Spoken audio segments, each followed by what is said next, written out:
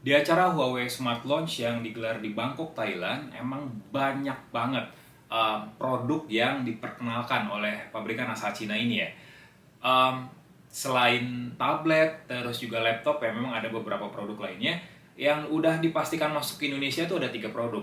Salah satunya adalah Huawei MateBook D16, laptop baru Huawei yang gue bisa bilang sebagai segmen anyar nih, yang dikasih Huawei untuk konsumen Indonesia.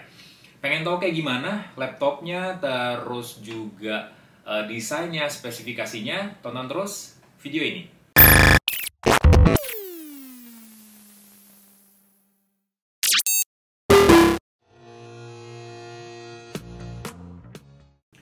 Huawei MateBook D16 bisa dibilang ya segmen barulah yang dikasih Huawei untuk konsumen Indonesia, karena laptop ini tuh menjadi apa ya, pelengkap dari 2 seri sebelumnya, MateBook D14 dan D15.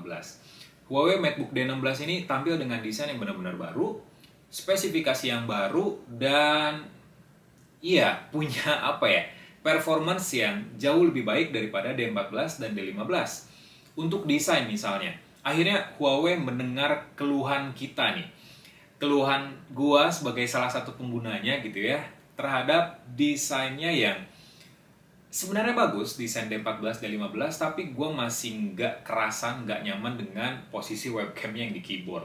Nah, sekarang tuh D16 udah desainnya kembali lagi seperti laptop pada umumnya, yang posisi webcamnya udah ada di atas lagi dan simetris di bagian tengah.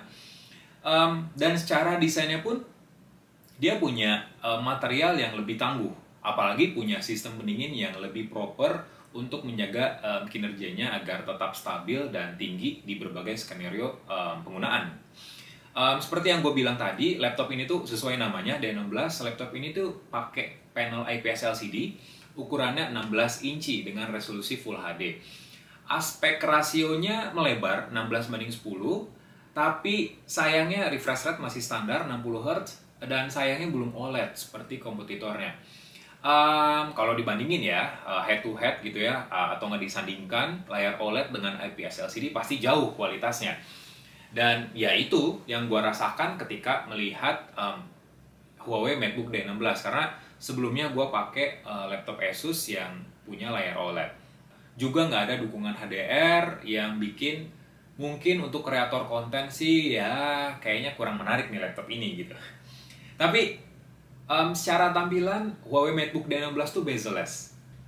Meskipun bezel-less, tapi posisi webcam udah ada bagian atasnya, dan akhirnya webcam tersebut yang sebelum yang di D14 dan D15 yang ada di posisi keyboard gitu ya, antara F6 atau F7 atau F7 F8 gitu ya, yang bikin posisi muka kita jadi nggak kelihatan enak gitu, karena nyorotnya tuh ke dagu sama leher. Tapi sekarang fokusnya tetap ke bagian atas, ke bagian tengah wajah, jadi kita bisa natap layar dan sekaligus natap kamera gitu. Kalau dulu kan kita natap kamera, jadi di layar tuh kayak orang yang nggak ngelihat kamera gitu, kayak orang yang nggak fokus ngelihatnya. Selain posisi yang baru, webcamnya juga udah didukung oleh fitur berbasis AI alias kecerdasan buatan. Fitur ini tuh bikin kita bisa nyetel virtual background yang bisa diaplikasikan ke aplikasi video conference, Zoom misalnya. Terus juga ada fitur follow cam yang bikin webcam bisa ngikutin kemana aja kita bergerak. Itu menarik, itu fitur yang menarik menurut gua, karena kita nggak usah lagi ngegeser-geser laptop ke kiri ke kanan gitu ya biar fokus ke kita, tapi ya kita tinggal gerak aja kemanapun kita pergi ya, dengan scope yang terbatas pastinya karena jenis lensanya wide, dan otomatis webcam tuh bakal ngikutin gitu kemanapun kita pergi, termasuk juga untuk aplikasi kamera, video conference, dan lain sebagainya. Ini fitur yang bagus banget sih kalau menurut gue ya, dan dengan adanya AI ini nggak bakal berjalan dengan sempurna kalau nggak pakai prosesor yang bertenaga gitu. Dan Huawei MateBook D16 ini pakai prosesor Intel Core 12 Gen yang terbaru pastinya, dan ada 2 jenis yang diedarkan di Indonesia, Intel Core i5 untuk model terendah dan Intel Core i7 untuk varian tertingginya. RAM-nya luas, terus juga GPU-nya udah terintegrasi Intel Xe grafik.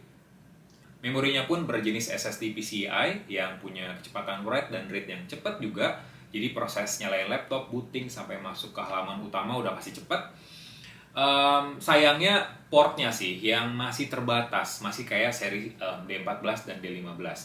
Nggak ada dukungan Thunderbolt 4, nggak ada slot SD card atau micro SD card, nggak ada port LAN RJ45 juga. Jadi ya sungguh disayangkan lah. Tapi kita tetap dapat 2 port USB Type-C, 2 port USB A, dan jack audio sama port HDMI.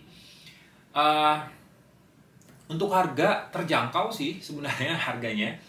Gue lumayan kaget dengan harga dari MacBook D16, melihat dari prosesornya aja udah baru dan desain yang baru. Untuk model terendahnya dengan Intel Core i5 harganya 13,9 jutaan. Sementara untuk Intel Core i7 harganya 16,9 jutaan. Dan untuk penjualan perdananya secara online gitu ya, salah satunya di Tokopedia, gue lihat konsumen bisa dapat bonus sekitar 3,2 jutaan berbentuk kayak tas, mouse, terus Microsoft Office yang udah terlisensi dan udah terinstall langsung. Jadi ya lumayan tinggal pakai aja, dan bonus-bonus lainnya mungkin bisa dijual gitu ya. Buat nambahin cashback lumayan kan. Ya dipakai juga bisa sih. Itu aja sih ya, first impression cerita gua ketika gua nyobain langsung Huawei MacBook D16 di acara Huawei Smart Launch di Bangkok, Thailand. Selalu sehat buat kalian semua, para subscriber, follower, siapapun yang nonton video ini dimanapun kalian berada.